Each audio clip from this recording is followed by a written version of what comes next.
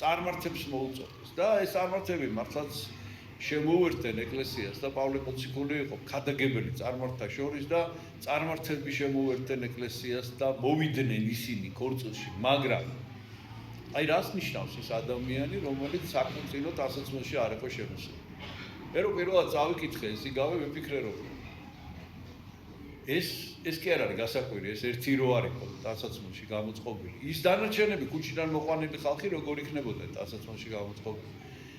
ან ჯერ ეს ისადმოასეს ჩაცმა და ან მეორეც ერთი კიდე ყველა სხვა არა აქვს ეს გამზადებული საქორწილო ტანსაცმელი.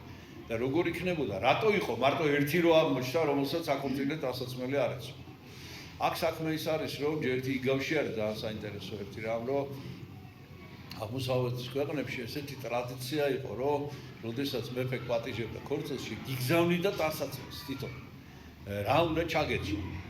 დღესაც ხო არის ესეთი, რომ ეს ალბათ პატიჟები გეუბნებიან ეს ჩაიცვა, ეს ჩაიცვა, ეს ჩაიცვა. ხო, ესე არის ჩაცმული ხალხიდან. აი რაღაც ამდაგვარი იყო და ყველა დაპატიჟებულს მომარს ugზავნიდნენ ტანსაცმელს. და ხანს არ ეცვა. ეს მოვიდა რაღაცა დახეული დადონზილი ტანსაცმელი.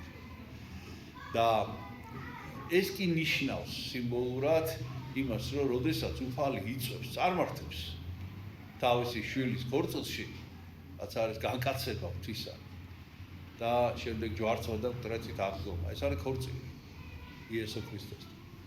როდესაც იწვევს ქორწილში, როგორ იწვევს წარმართებს? აუცილებლად უნდა მოინათლოს ადამიანი, ხო? ესე იგი, რომ შემოუერთდეს ქრისტეს ეკლესიას, კი ბატონო, შემოუშვებენ წარმართებს ეკლესიაში, მაგრამ ეს წარმართები ხომ უნდა მოინათლონ. და ეს ნათლობა, ეს არის როგორც სახარებაში წერია და ლოცვებში ვამბობთ, რაოდენთა ქრისტეს მიერ ნათელ გვიღებიეს, ქრისტე შეგვიმოსიეს. აი ეს არის ჩვენი შესამოსელი და ჩვენი დასაცმელი.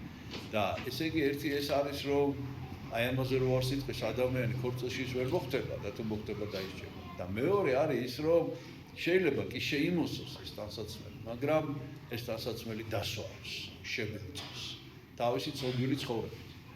და აუცილებლად ეს უნდა მოინანიოს. ანუ ქორწილში მოხვედრა შეიძლება მარტო სინანულით მართლმადიდებელი ქრისტიანისთვის, ხოლო სინანულით, რომელიც მოინანიებს თავის სოდებს მუდმივად, იმიტომ რომ სამწუხაროდ ჩვენ მუდმივად ვწოდებით. ეს არის დღევანდელი იგავი შინაარსი და მე გისურვებ თქვენ ყველას, ჩემ თავსაც მათ შორის, რომ ჩვენ მოვხვდეთ აი ამ ქორწილში. აი ამ ქორწილში უფალთან ჩვენთან იესო ქრისტესთან, რომელიც არის სიძე ეკლესიისა